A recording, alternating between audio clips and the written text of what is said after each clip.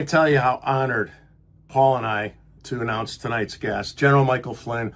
We did a pre-recording of our interview with General Flynn because the man is so busy. We've been trying to schedule this interview for months now. He travels all over the world. So we're honored that he gave us so much time to talk about some of the things that he's been involved in, talking about what happened to him with the Trump administration and those scumbags, Comey and the rest of them, being persecuted by the left. Talking about how we need all to get involved to save our country. All of us need to get involved. We can't sit back and say, oh, Donald Trump's the president and we're going to be saved now. No, the battle just begun. And this is a different battle than America's been in since our conception. And we all have to get involved. We all have to fight. You don't have to go and be, combative like me and get in the front lines, but, run for school board, become a committeeman, do something to save the country, for the future of our children, the future for America, and those who fought for our country, like General Flynn and my co-host Paul. So, please watch this, enjoy it, share it. And again, we're so honored to have General Flynn's time for this interview, and we really, really appreciate it. And we need him to continue doing his work. And he's got a movie out. It's flynnmovie.com. And we need you guys to go look that up as well and watch it and share it and keep fighting for America. Thank you very much. Considered highly skilled when it comes to intelligence gathering. 33 years in the U.S. Army. Flynn knew exactly how the system worked. He knew exactly what the intel world had been up to. He understood its funding. They had to get rid of Flynn. President's former national security advisor, Lieutenant General Michael Flynn, pleading guilty today to lying to the FBI. There was a moment where I just felt like I was drowning.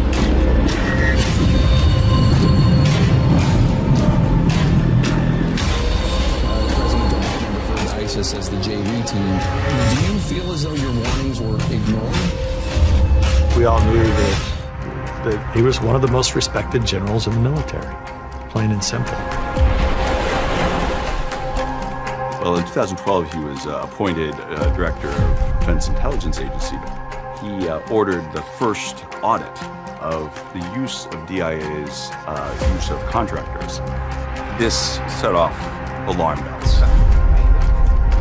So I'm in there with these other political appointees. They're all supposed to go in there and tell what they believe to be the truth. What they did was they took my assessment and they wanted me to change it. And I was like, I'm not changing it. Mike Flynn, whatever you think of him or his politics, did not lie, but instead told the truth. And so he was, by definition, the most dangerous possible person for Donald Trump to hire. President Obama said, but I do have one specific recommendation. Stay away from Michael Flynn. He's bad news.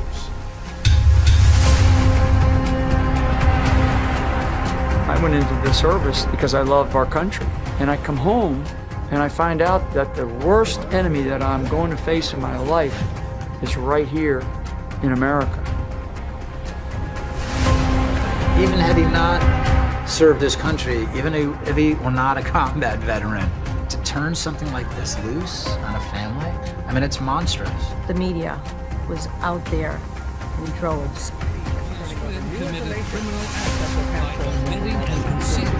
I went into a very deep depression, like suicidal depression. The only thing that kept me alive was my son.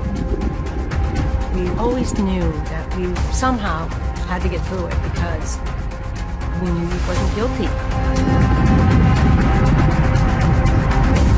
Over time, instead of being pounded down below the surface of the ocean, we started to fight. I'm now above the surface.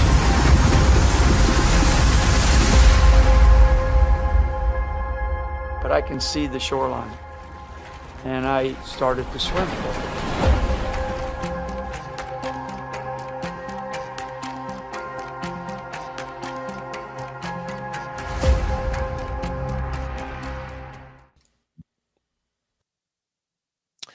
Hello, General Flynn. We've been waiting for such a long time. We're so excited to have you on the show. We are very honored. Again, this is Terry Newsom, Paul Dravick, and just, Thank you very much for finding time for a couple Absolutely. of laymen. I know we've been trying to connect, and so I appreciate your patience and just everything that you're doing on your show and trying to get the information out to, your audience. Super important. Yeah, we are behind enemy lines here in Illinois. We just lost a big election, a lot of Democrats in the state. But you've been a fighter for a long time. I feel like I've been following you for 17 years. It's been a drag for the last few years, I'm sure, and you went through a lot. Can you kind of give us your background in the military, how you made it to where you were at, maybe just a high level, and then we can get into, the persecution by the government. That's the most interesting part. Sure. So my family's legacy is military service. Okay. Going back to when my family first came to the United States of America prior to World War I.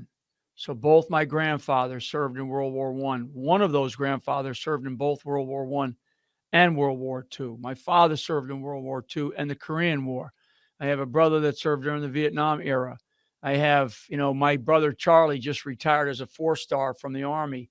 Of course, I rose to the levels I rose to in the service. My son continues to serve. His son continues to serve. I've got, probably close to 75 nieces and nephews. I would say 20% of them are in the military. So our military is in our blood, in our family, and those around our family. And that's just the way that's how we are. That's like, some people, have a what they call a PhD. And in my neighborhood, it stands for a papa that has dough. And other people come from different walks of life, And so my father was a sergeant in the Army. I have 9 brothers and sisters. When my father got out of the Army, he became a teller in a bank because he knew, he was good with money. He's probably good with playing cards too. And, so here we are with 7 children, as a young kid and a tough Irish Catholic family. And, and so, you worked hard, you live by the golden rule, meaning you treat others like you like to be treated, no bullshit. And then, then I always thought from the time I was a kid, because I was actually, when my father was stationed in Germany, when I was a young child, that's when my first connection with really seeing the military as a young kid and being around the military. I always knew from the time I was a little kid that I was going to join the military. I didn't know whether I was going to go in the Army or not, but I ended up going into the Army. I'm not a West Point graduate. I am a public school for the most part. I did go to a Catholic school in elementary school, but then public school. Then I went to my state university, ROTC. So I'm a hard worker. I love the military. I love people. I was effective in many of the units I went to. I always say that I started off in a really good unit. I started off in the 82nd Airborne Division as my first unit of assignment, and that really showed me a lot about effective teams and good organizations. And the 82nd was a great organization. And I came in. I went through ROTC at the tail end of the Vietnam War. So I was coming out of high school, going into college, and I was wanting to go to ROTC, and all these other people were just like, the military was in a state of shambles at the time, coming off of Vietnam. And here I am wanting to go in, right? Because that was my legacy. That was my family. My father, he encouraged it. My mother encouraged it. So all that stuff, and then then I get out of the military as a senior intelligence officer in the Department of Defense and leading one of the largest intel agencies in the world. And then I waded into politics because, frankly, people were asking me for my advice, namely candidate Donald J. Trump. Politics was not my bag at all, and still isn't. I can't stand it because you see the corruption and the political hackery that we have inside of politics, and we've got the worst people in politics, the absolute worst people that we have in our country go into politics, and they stay in politics. There's, you can say there's a few good ones, and I could, name a few that are decent people, but, and, some of the people that are now getting into politics because they see the corruption. Well, I mean, that's what I thought I was going to do. I thought I was going to go in to help the country. And then what we find out that we've got a bunch of people that are on the inside and on the outside that are literally trying to change this country from a constitutional republic to a communist nation overnight. And it started really with the likes of Barack Obama, but it really does go back to it goes back to others. I mean, Jimmy Carter, you could throw Jimmy Carter in there, who created the Department of Education. And then, of course, the Clintons, and then you have the wars in the Middle East. One of the stupidest strategic decisions ever made wasn't made by a Democrat president. It was made by a Republican president whose last name happened to be Bush. And that was the war in Iraq, right? So not anything against our military service and what the military did in the war on terror. But that decision to go into Iraq was the biggest strategic blunder of this century to date, because it cost us not only lives, but it cost us treasure. And while we were trying to figure out what to do over in Afghanistan, so I go on and on and on and on here, folks. And then the Obama regime comes in for 8 years, and like Obama said, I'm going to fundamentally transform America, and he still is at it. And then you have like Trump likes to call him Sleepy Joe. Everybody knew Sleepy Joe had mental health problems even while he was the vice president. Okay, now it wasn't advanced. So how much more do you want me to go on? Well, yeah, you hit on a few things there. Now, your background is as you got up into the ranks in intelligence, right? So you're obviously very familiar with how our intelligence agencies work. I want to take you back, which you covered in your film, and I've followed you in the media to the point where President Obama was having a conversation with President Trump, and two of the things that he told him to look out for were you in North Korea. And I know that one of the things that you had mentioned that got you some flack when you were in the Obama administration was when you had testified before Congress with Comey and Brennan and Clapper, and you're kind of like shining the light on how we were not playing to win, essentially, I guess is the way I would describe it, in the Middle East and Afghanistan and so forth. So anyway, I want to take you there and let you go from there. Why can you explain to us why you think that President Obama thought you were such a problem? Were you a thorn in the side of the military industrial complex? Is that why they wanted to, get rid of you, because you weren't playing ball in that sense? Can you elaborate on that for us? Yeah, I mean, the thing is I am not somebody that can be bought. Okay, I'm not somebody who cares about the fame and the glory and the retired board seats that you get with big companies, big defense contractors, and big bucks as a I mean, again, I'm running one of the largest intel agencies in the world. So there's all, if I played by their rules, my life would be set, and I wouldn't be going through all the bullshit and the hate. I still get a lot of hate. I still get a lot of threats, to my family and I. But the problem is they picked the wrong guy, and they picked the wrong family, to mess with. So I'm not somebody who was going to toe the line because it was politically the correct thing to do.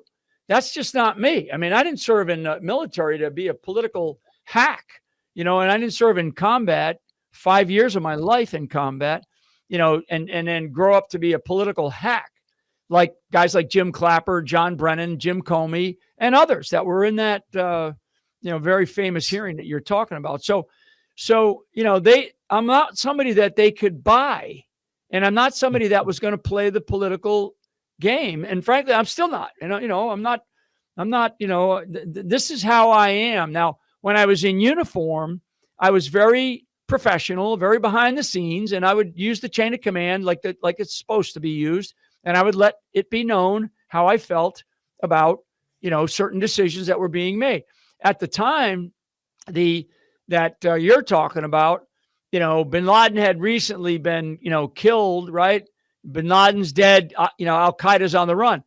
Yeah, bin Laden was dead, but Al Qaeda was not on the run. Al Qaeda was morphing, and it was actually in, I think it was 24 or 25 countries. And I say that and lay that out specifically in the movie. People can go to flynnmovie.com and check it out.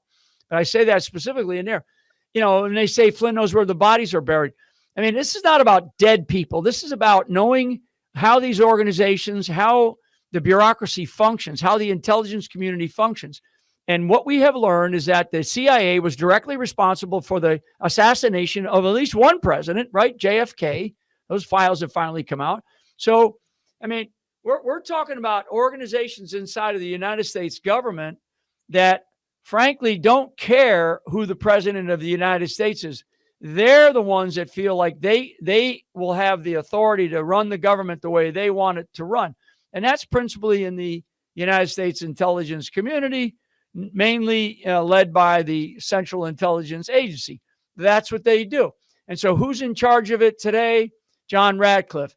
Is John Radcliffe focusing on reform? Is John Radcliffe taking it down to the levels that it needs to be taken it to? Is he returning it to its, to its original mission? I don't see that happening. And frankly, John Radcliffe's he's a decent guy. Trump appointed him into that job. The Senate confirmed him. We'll see what he does. I'm a big fan of Tulsi Gabbard as the director of national intelligence. I've actually known Tulsi for a long time since she was a member of Congress, and I have a lot of respect for her. And I actually see her taking on sort of tasks and duties and responsibilities with some of the things that she's trying to do. But she's got her hands full because it's not just one agency. It's 16 or 17, depending on which day you want to count. And it's a large budget and a large body of people that frankly think that they run the world. That it doesn't make any difference who the president of the United States is, who's the head of the intelligence community. They don't care. They'll wait you out. They'll wear you out. And a guy like me, I'm not sitting here today with you guys because woe is me. I'm sitting here today because if we don't get this right, we don't have a country. Our country is, I'm serious. I am deadly serious when I say this. Trump doesn't get this right. The next, whoever it is not. Trump has a unique opportunity because he's not a political guy. He is a businessman who decided to give up his entire life to try to help this country. It's not, and this has nothing to do with him not taking a salary, all the abuse that he's been living under. I mean, I'm right there. There's no one else that's been more abused, than me, other than Trump. No one, and I know that. Yep. And so everything that I'm saying, we have a historical moment in time right now, guys, where President Trump must stand strong. And you guys, I don't know when this is going to come out, or, I mean, Pete Hegseth is in a whirlwind right now, and Trump's going to either have to come out and say something strongly about him to stand up for Pete again here and say, we need to move on. We have a country to save. Yeah, I tell people, most people don't know we're in a war. We're in the middle of a war, and we're losing the war badly, and we can't rely on President Trump to save our country. We all have to support him, and going through these tariffs and all these other things that are going to be necessary for him to help us. I also say it was a gift from God that Trump won the first election. I think as a country we are very fortunate, even though he lost by cheating, that he lost that last election, because I don't think we'd be able to do all the things that we're trying to do now if he won back to back. Do you know what I'm saying, General Flynn? Because I think it exposed the country to all the corruption. So you're making a good point. You're making a great point, actually. And I've said this because, as a guy who has studied our enemies and looks at adversaries, if I were them, now this is hindsight, but I've said this a number of times, almost exactly what I'm saying to you guys here in a second. I've made this argument way back. And I said, you know what? The Democrat Party, which is not a Democrat Party anymore, it's gone. It's now a Socialist Party of America. They would have been wiser to have allowed Trump to win in 2020, continued to just bash him, right, for the next 4 years. And guess what? Trump by now would be gone. And Trump in his last 2 years would have been neutered as a president to be able to do anything, because they would have been focused on the 2024 election and and who's running. and Trump would be gone. They should have let him win, but they got so greedy and they allowed their egos to get in the way. And what happened was, they got rid of Trump. They got rid of him with a rigged election. It was definitely rigged. So they got rid of him with a rigged election. And then what they didn't realize, and they didn't realize it with me as well, they didn't realize that Trump was not going to, go back to New York and get back into real estate or get back into, playing golf and give up on this country.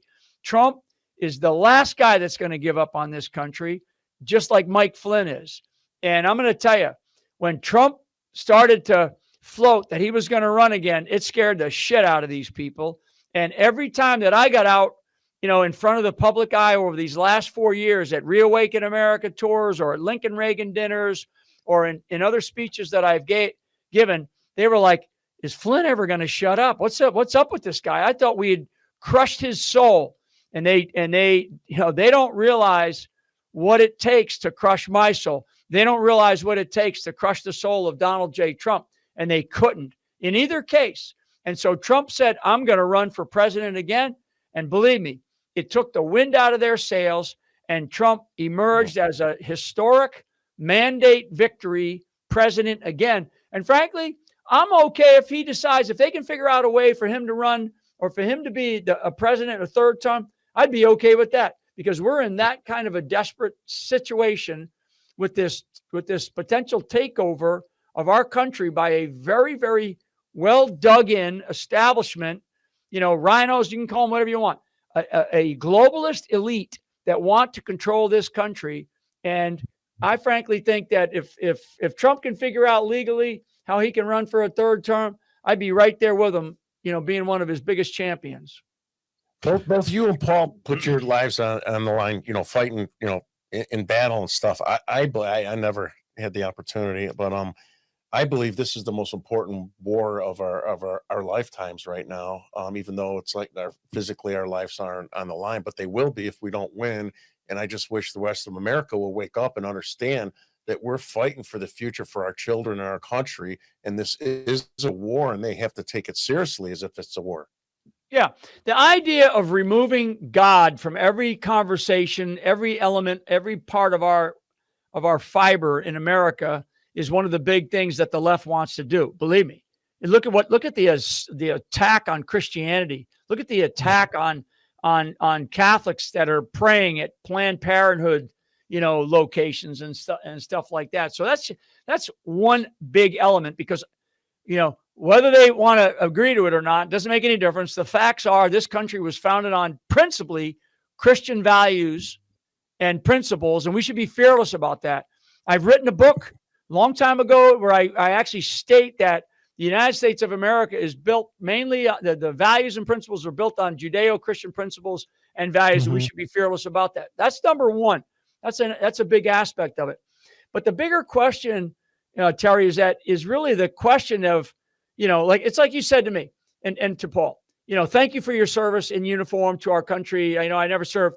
But the big question is, so how do you serve? People say that to me all the time, and I'm sure, Paul, you get it. When people come up to you and go, thank you for your service. Thank you for serving. I never served.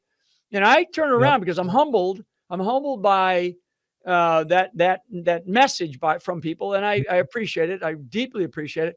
But I try to turn it around in a way where I say, okay, so to you, Terry, so how do you serve? You're serving in a capacity right now where you have a voice and you're getting a message out. But every single American in this country who maybe does not have the DNA or the fiber or whatever to serve in a military position. Well, okay, so how do you serve? Because if you're not serving our country in some capacity, I don't care, even if it's just praying every day, but if you're not serving our country as an American citizen and as an adult, then you're doing a disservice for this period of history, because this period of history is going to be defined by one of two things. Either this is the last era of a constitutional republic called the United States of America, 250 years here that we're heading into, or this is going to be the renewal and the reformation of America, so we can go another 250 years as a constitutional republic. There was a study done back in the late 1930s, of 7 nations, And what were the indicators that showed why they collapsed, right? Empires, to, Ottoman Empire to the Roman Empire, right? And the Ottoman Empire is the longest serving empire in the history of the world. Then you have, the Byzantine, you got Athenian, Roman, British, and then of course I mentioned the Ottoman. You know what the average lifespan for those were? Because they range from like 1,400 years to slightly over, I think it was 75 years. The average lifespan was 250 years. 250 years. So we're at that point in time, and each time, each one of those empires had a series of leaders that got them to that point. Some were historic. We are blessed right now, like it or not, folks. We are blessed right now to have a guy named Donald J. Trump, who understands that this is an existential period of time. I mean, Trump is the guy that's talking about, we're never going to be a socialist nation. I didn't say that. He said it. He said it during a 2018 State of the Union speech. Go back and look it up, where he said in a State of the Union speech, America will never be a socialist nation. Why the hell does an American president have to say that during a State of the Union speech to a joint session of Congress? And that's because he realized it then. And frankly, those forces are being brought to bear right now. And whether they're in the media, Hollywood, the globalist community, members of the establishment, the elite corporate and banking elements in our country that are leading us down this path towards basically what? A socialist country, a communist country? Because that's where we're headed. Hey, General Flynn, on that note, so you bring up socialism. You brought up how the Democrat Party has turned communist. I've been talking about that a lot on this show because I look at the legislation in Illinois, and it essentially violates the United States Constitution. A lot of it is infringement on our civil rights here, but they do it because they can create state laws and they have a supermajority in Pritzker and so forth. One of the things that you've worked on recently was that book with Boone Cutler, the fifth generation warfare book. And what you talk about in there is that we're in a fifth generation of warfare, essentially, from sticks and stones, to swords, to gunpowder, to now it's psychological. And it seems as though that the left had figured that out before us, or at least the powers that be had figured out using communism and socialism, embedding it into the institutions was the way to take down America. Can you talk a little bit about that book, your background in psychological operations, and, when you talk about Americans getting involved and serving their country in many myriad ways, can you talk about how they can do that via your book, Fifth Generation Warfare? Yeah. So the name of the name of it's a series. There's three part series. The first is Introduction to Fifth Generation Warfare, 5GW, right? And it's a citizen's guide to fifth generation warfare. And Boone Cutler, who is a retired sergeant from the United States Army, Special Forces guy with background in psychological operations, and then of course myself, and we're the co-authors of it. The second series is How to Fight Artificial Intelligence. The third in that series is The Role of the Church. So the Citizen's Guide to Fifth Generation Warfare, Introduction to 5GW. People can go to generalflynn.com and they can find that book. They can go to flynnmovie.com and find that book. It's a great book. This is really about cognitive warfare, meaning what's between right here. When we hear words like disinformation, malinformation, misinformation, deception. I actually talk about it in the movie. War is deception. All war is deception, because you have to present yourself sometimes that you're bigger than you actually are to an adversary in order to make them misunderstand your strengths and weaknesses. Well, in the world of fifth generation warfare, this is really about the cognitive battle space between your ears and making sure that there is confusion and denial and deception and misperceptions and misdirections, right? It doesn't mean that there's not physical aspects of it. There are clearly physical aspects of it. Well, one of the things that has occurred, and I think the left, this is where, like as you say, they seem to be They seem to be applying these elements of fifth generation warfare. The left now, the Chinese manual, Irregular Warfare, which was written in the late 90s by a couple of Chinese colonels, both of whom I met, by the way. So I want people to know that. And had a presentation by them to me in a small group when I was attending the United States Navy War College years ago. And so the left has taken that, because that's basically that manual on irregular warfare is essentially warfare without war, right? Doing it through economic means, doing it through political means, doing it through infiltration and espionage and other ways, breaking down a society without going to war with them, right? And so look at what the Chinese are doing with things like introduction of fentanyl, working with now these designated foreign terrorist organizations like the MS-13, the cartels, the drug cartels, right? The Chinese have been doing a lot of this. The Chinese have killed in action. So we have multiple, you'd understand this, right? KIA, killed in action, or WIA, wounded in action. We have hundreds of thousands of KIA on the streets of America over the last, let's just say, last 5 years, if not the last 20, right? With methamphetamine, which they introduced. Now it's fentanyl, which they introduced, and they actually make it, and then they brought it here, and then they actually brought the labs to Mexico, and now up in Canada. So they are killing in action U.S. citizens. They are wounding in action many, many hundreds of thousands more, and they're doing this without firing a shot. Economic elements, these physical aspects of introducing different things, the biological introduction of COVID, right? I mean, the Chinese were smart. We were stupid because we had stupid people running these things, or liars. We had many people that were liars. I mean, Donald J. Trump, when he was president of the United States, his task force that was run by Mike Pence and Fauci and Birx, they lied. They lied to Trump about what he needed to do, what was going on. I mean, we now know, just recently, it came out the last couple of weeks, where they now know where and we've known this from the beginning, that they had an international sports conference over in China during the latter part of 2019, where I think it actually took place in the October or September-October timeframe, where athletes came back to the United States that were sick with this COVID, right? That was really the early indications, and we saw that. And they didn't even bother to, Trump's got a lot of things on his mind. Now Trump has learned, and he's in the middle of a knife fight as a president of the United States, but he's only one man.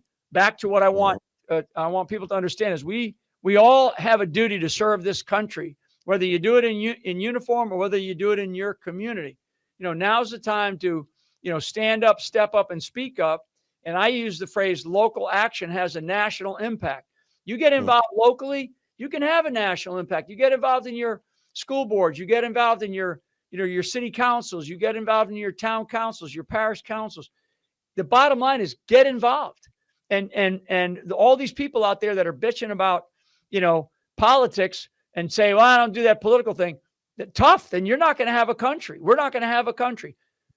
To have the democracy that we have, and this thing called a constitution and a constitutional republic, which is what we are. We're not a democracy. We're a constitutional republic.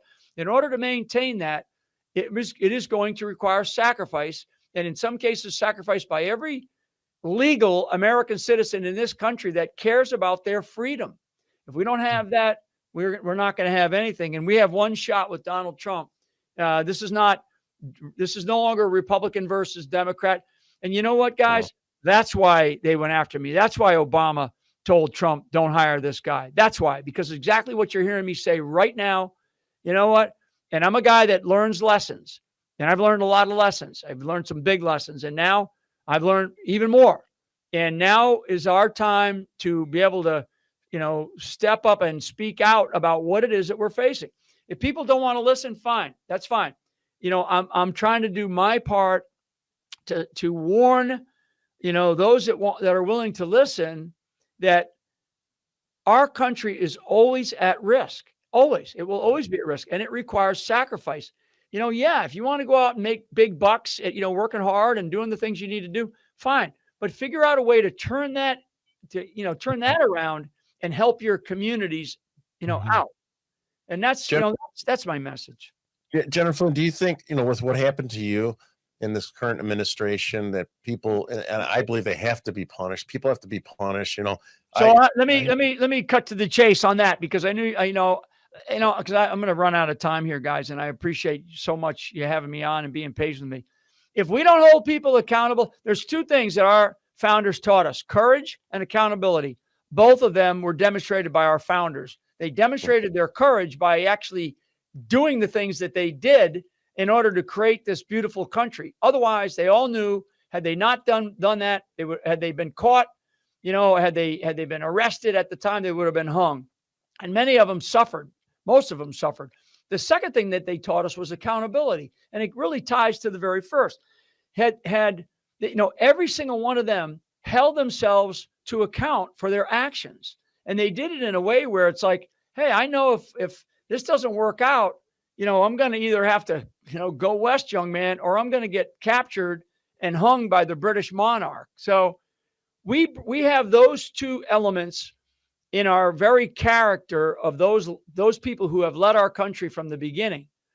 And so, if we don't hold people accountable for the egregious, treasonous, conspiratorial actions that they did to get this country to where it is right now, we're in big trouble. And Trump's going to he may end up having to hold people personally accountable for some of the things that they did. And to me, one of those things is the 5th of January, 2017, in the Oval Office, led by none other than Barack Obama. That's a very, very well documented meeting. It's got evidence to show it. And it had directly to do with me. It was the get Flynn to get Trump meeting. That's what it was all about. And it damn near worked. But what happened was they ended up just screwing with the wrong guy. And I'm not saying that to pat myself on the back, because this has been freaking hard. My family has been brutalized. My life, the death threats, having to get yourself back up off your knees and take a stance. Right. I mean, and even it goes on in the social media world of social media today with all the bullshit that I have to deal with the Flynn Network does this, Flynn Network does that. It's all bullshit, total bullshit. It's people that hate this country, that want to do damage to President Trump. And many of them pretend with their little MAGA flags or MAGA hats. There are a lot of pretenders out there. I'm not going to sit here and tell you that I'm enamored by anybody. I am not. But I will tell you that there's one thing that I will not, stand for, is anybody who wants to take this country towards communism or socialism. That's, and so while I can, with what, God has given me, I'm going to stand up for it, and I will help. And because I do know Trump feels the same way, guys. He feels the same. He loves his country.